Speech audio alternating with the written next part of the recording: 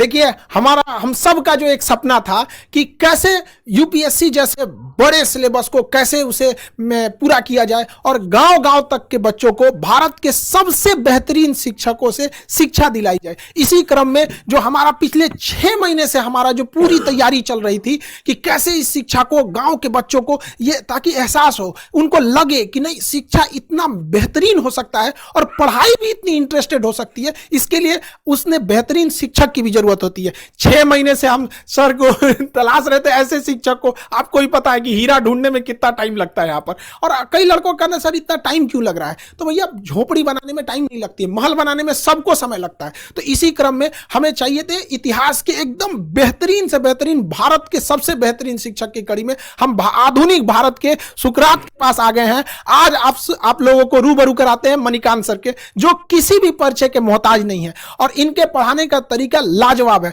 पढ़ने के बाद लड़कों को फील होने लगता है कि नहीं अब तो हमारा सिलेक्शन पक्का होने वाला है। तो भारत के सबसे बेहतरीन शिक्षक से पढ़ने का आपको मौका मिल रहा है और हम खुद गौरवान्वित महसूस कर रहे हैं कि आधुनिक भारत के सुकरात के साथ आज हमें यहां मौका मिल रहा है। आप लोगों को भी यह मौका मिलेगा और आप लोग समझेंगे कि कैसे भारत का अब निर्माण होगा, क्योंकि जो विशाल अखंड भारत की जो परिकल्पना थी वो जैसे हमारा उस समय अखंड भारत चाणक्य जैसे विद्वानों से बना था, उसी तरह अब हमें आगे बढ़ना पड़ेगा हम सब लोग को। उस समय एक चंद्रगुप्त मौर्य ने देश को जोड़ा था, लेकिन आज हजारों चंद्रगुप्त मौर्य की जरूरत पड़ेगी। और इसी सिलसिले में इतिहास पढ़ाने के साथ साथ इतिहास रचने वाले मणिकांत सर से आप रूबरू हुइए और समझिए कि कैसे कैसे आगे चीजें चलेंगी। Sir thank you very much Khan साहब। पहली बात तो मैं खान साहब को बहुत बहुत इस बात के लिए धन्यवाद और ज्ञापित करना चाहूँगा कि इन्होंने इतना बड़ा मिशन शुरू किया है। और मैं अपने स्टूडेंट्स को इस बात का भी जवाब देना चाहूँगा क्योंकि काफ़ी क्यूरियोसिटी उनको होगी। कई बच्चे साइट पर भी लिखते हैं कि सर बहुत खुशी हुई कि आप इस मिशन से जुड़े हुए, जैसे खान साहब ने आपको अखंड भारत कहा।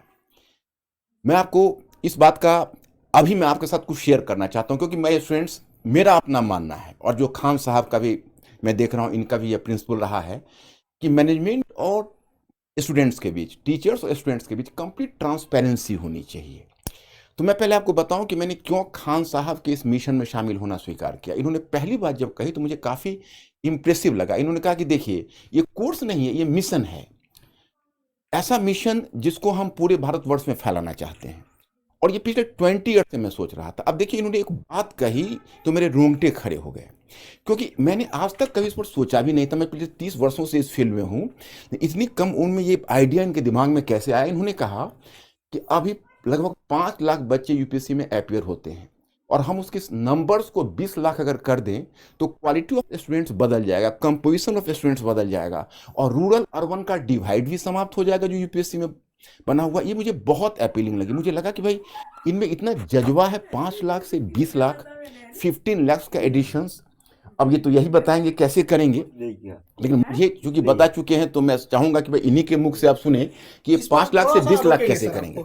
सर का कहना है कि 5 लाख से, देखिए अभी लगभग 5 लाख लड़के यूपीएससी का फॉर्म भरते हैं, जिसके सबसे बड़े कुछ रीजन में है कि इतनी महंगी है यूपीएससी कि अगर आप सोचिएगा कि सस्ता में कहीं कर ले तो सर जैसे महान शिक्षक से पढ़ने का अवसर नहीं मिलेगा। और अगर सर जैसे महान शिक्षक से पढ़ने का मौका चाहिए तो आपके पास बहुत 2-3 लाख रुपए चाहिए। पहले के समय में एक ये था, सर जैसे कहें कि 20-30 साल से सर का भी ये सपना था कि अब देश बदलना है।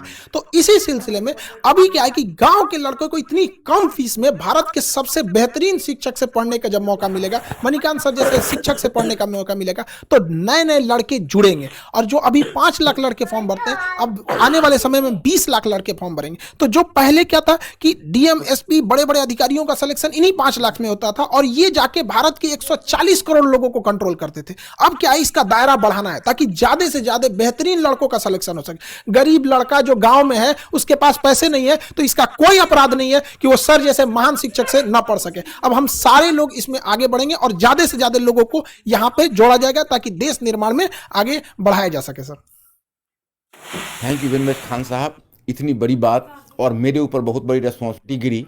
मैं एक चाहूँगा कि एक बहुत ही कर्मठ सिपाही की तरह इस मिशन को जरूर आगे बढ़ाऊँ क्योंकि ये मैं पिछले 20 ईयर से, जैसा इन्होंने कहा 20 ईयर से मैं सोच रहा था। दूसरी बात कि मैंने खान साहब एक अखंड भारत शब्द का बहुत ज़्यादा प्रयोग करते हैं, मेरे सामने भी किया। तो मैंने खान साहब से क्वेश्चन किया कि व्हाट डू मीन बाय अखंड भारत, आपको अखंड भारत से मतलब क्या है? तो खान साहब ने कहा कि देखिए इसके तो कई मतलब वैसे मैं निकालता हूं, लेकिन एक जो मेरा बड़ा मतलब है वो ये है कि जैसे वल्लभ भाई पटेल ने पूरे भारतवर्ष का एकीकरण किया था जब उन्होंने स्वतंत्रता के बाद उसका एक तरह से आप कहिए तो प्रिंसली स्टेट्स का जो देसी रियासत थे उनका विलय किया। लेकिन इंडिया एजुकेशनली बहुत डिवाइडेड रहा, बहुत डिवाइडेड रहा। अब 16% साक्षरता मात्र 75% तक पहुंच गई है, तो साक्षरता का हाल है और शिक्षा का तो हाल मत पूछिए। इनका कहना है कि हम डिजिटल इस रेवोल्यूशन से हम पूरे इंडिया की एजुकेशन के इस फासला को तय करेंगे। भाई ये तो बहुत बड़ी बात है, इतनी कम उम्र में इतनी बड़ी बात इन्होंने सोची है। मतलब मैं तो चकित रह गया और मैं सोचा कि भाई इस बस को मिस नहीं किया करना चाहिए, इसको जरूर आगे बढ़ाना चाहिए। और इतने बड़े मिशन में मैं और लोगों को भी कहूंगा, मैं सारे शिक्षक समुदाय से अपील करूंगा कि इस मिशन में आए। ये बहुत बड़ा मिशन होगा और इससे सेटिस्फैक्शन मिलेगा, हर आदमी को जीवन में एक मीनिंग मिलेगी।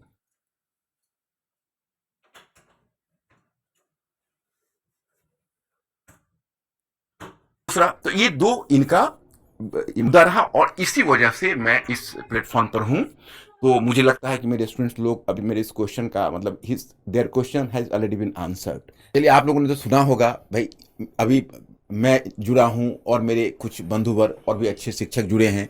मेरा विश्वास है और जब मैं इनकी आंखों में देखता हूं तो मेरा विश्वास और भी बढ़ जाता है, क्योंकि मैंने इतना ऑप्टिमिस्टिक इंसान अपने लाइफ में बहुत कम देखा है।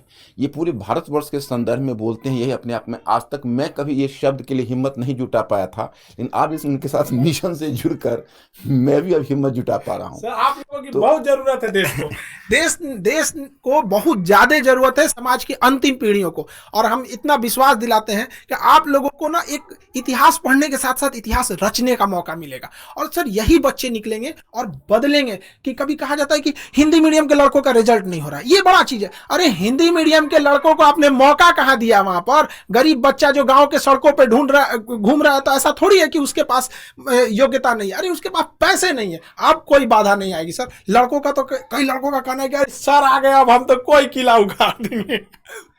देखिए, खान साहब ने दो बातों को मैं कहना चाहूंगा। खान साहब का एक मुझे प्लान बहुत अच्छा लगा, जैसे एक हिंदी मीडियम तो रहेगा, लेकिन मैंने एक देखा खान साहब कि हिंदी मीडियम में जो बच्चे होते हैं उनके मन में कहीं ना कहीं अंग्रेजी के लिए एक ऐंठन होती है। और आप ग्रामीण क्षेत्रों में ऐसा देखेंगे कि इंग्लिश लोग लिख लेते हैं लेकिन इंग्लिश बोल नहीं पाते हैं। आप गौर करके देखेंगे, इंग्लिश समझ लेते हैं लेकिन इंग्लिश में अगर उनको एक्सप्रेस करने के लिए कहा जाता है तो दिक्कत होती है। तो वैसे लोग जो इंग्लिश लिख सकते हैं, आज की तारीख में जब इंटरव्यू में भी उनके पास चॉइस है कि हिंदी इंग्लिश किसी में डिलीवर कर सकते हैं, और अगर वो इंग्लिश लिखने की स्थिति में है तो उनको शिक्षा देने के लिए आपने जो इंग्लिश वाला आइडिया दिया है ये बहुत अच्छा। इन्होंने 3 स्टेज में लाया है, एक कहा है हिंदी मीडियम, दूसरा इंग्लिश और तीसरा इंग्लिश, प्योर इंग्लिश, ताकि वैसे बच्चे जो प्योर इंग्लिश वाले हैं साउथ इंडिया, क्योंकि जब अखंड भारत को करना है तो अगर आप केवल हिंदी में रहेंगे तो खंडित भारत हो जाएगा। तो उसको अखंड भारत करने के लिए आपको गैर हिंदी प्रदेश में भी जाना पड़ेगा। तो ये भी एक लॉन्ग टर्म प्लान है। और इस संदर्भ में अब आप कुछ कहना चाहेंगे तो? सर एक चीज हम जरूर पूछना चाहेंगे सर कि ये आपके जो पढ़ाने का एक नया यूनिक मेथड जो है, इतिहास को इतिहास तक सीमित न रख के उसे वर्तमान परिदृश्य से जोड़ना, उसे भौगोलिक दृष्टि से जोड़ना, अंतर्राष्ट्रीय संबंधों में ऐतिहासिक घटनाओं का क्या असर पड़ा उस सब चीजों को जोड़ना। जैसे एक छोटा सा एग्जाम्पल के तौर पर चाइना जो है जापान के प्रति इतना ज्यादा एग्रेसिव क्यों है? लोगों को तो दिख रहा है, सबको दिख रहा है कि चाइना जापान के प्रति स्पेशली बहुत एग्रेसिव है, लेकिन वो इतिहास की उस घटना को नहीं देख रहे हैं कि जापान द्वारा मंचूरिया पर क्या हुआ था। तो ये जो चीजें आप जोड़ते हैं ना, ये लड़कों के लिए बहुत बेहतरीन साबित होगा। सर इसके लिए थोड़ा सा बताइए कि लड़कों में ये भी क्यूरियोसिटी रहती है कि अरे सर हमसे तो कर रहे थे, आप पहले क्यों नहीं लाए? जो लड़के थे कि सर हमको भी ये मौका मिला रहा था। तो सर ये जरूर बताइए वो यूनिक तरीका से। अब माय स्टूडेंट्स, अब इसमें मैं जो खान साहब ने जो क्वेश्चन किया है उसमें मैं एक चीज इसमें और भी जोड़ना चाहूंगा, फिर मैं इसका भी रिप्लाई कर रहा हूं। मैंने खान साहब से पहला क्वेश्चन किया था, इन्होंने जब अपनी फी को 7500 रखी, मैंने कहा कि खान साहब कहीं आपका ध्यान क्वांटिटी पर ही तो नहीं है, क्वालिटी, कहीं ऐसा तो नहीं कि क्वालिटी के साथ कोई कॉम्प्रोमाइज होगा? क्योंकि क्वालिटी के मामले में बहुत ज्यादा सेंसिटिव रहा हूँ। सर यहाँ हम आपको रोकेंगे यहाँ पर। एक बात बताइए, लड़के लोग जहाँ पे सर खड़े रहेंगे वहां पे क्वालिटी के बारे में अगर कोई डाउट कर रहा है तो फिर उसको एक बार पुनर्विचार करना चाहिए कि वो किस दुनिया में जी रहा है सर। तो आपका रहना एक इतने बड़े चीजों का बनना ही अपने आप में इस बात का प्रमाण है कि क्वालिटी तो बेस्ट रहेगी, बेस्ट में भी सबसे बेस्ट, कि लड़कों को लगने लगेगी पढ़ने के बाद मेरा तो हो ही जाएगा सर।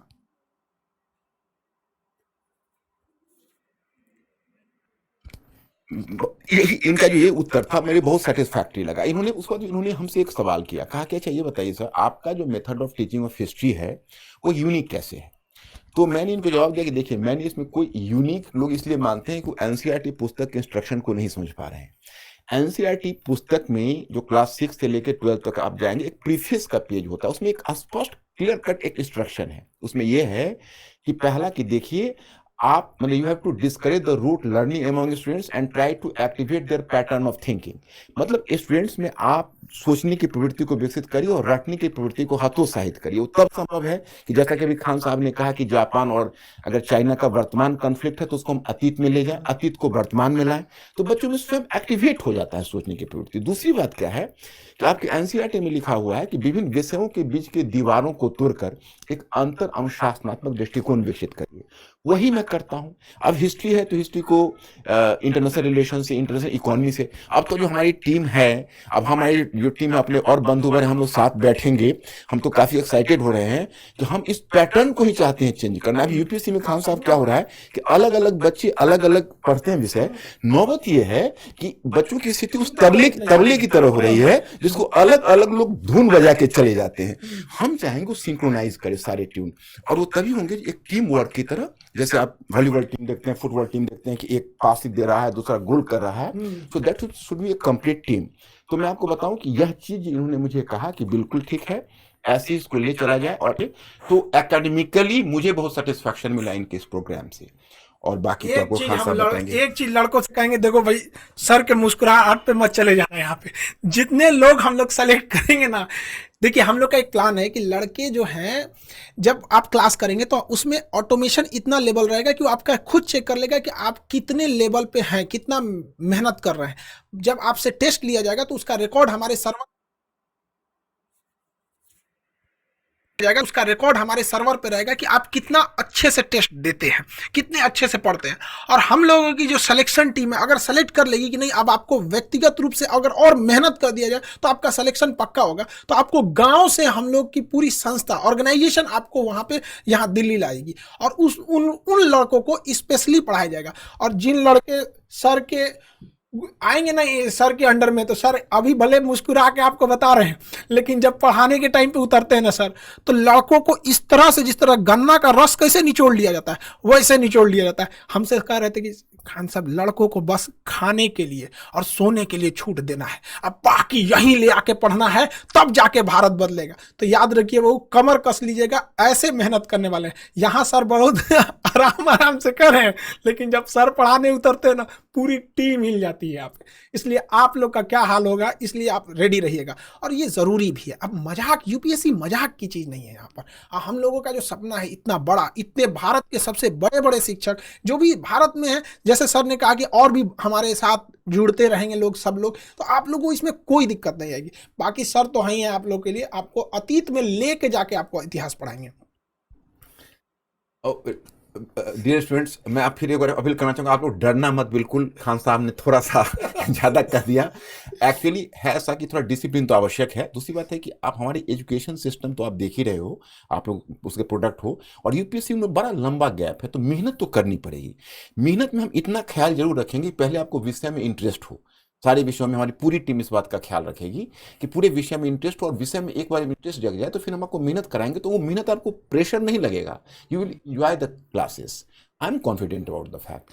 तो आप बस इस बात का तैयारी रखिए। और दूसरी बात यह है कि अभी बहुत सारे प्रोग्राम हमारे पास है, मतलब बहुत सारी योजनाएं, इनके साथ हमने बैठ के खान साहब से बहुत चीज़ें डिस्कस की हुई है, अभी इम्प्लीमेंटेशन के प्रोसेस में है।